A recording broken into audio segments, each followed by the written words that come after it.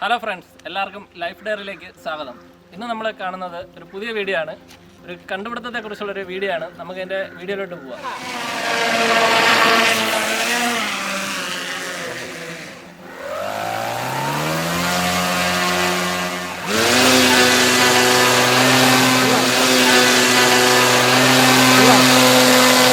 അപ്പോൾ ഇതിൻ്റെ മറ്റ് വിശേഷങ്ങൾ നമുക്ക് അയാളുടെ അടുത്ത് തന്നെ ചോദിച്ച് മനസ്സിലാക്കാം.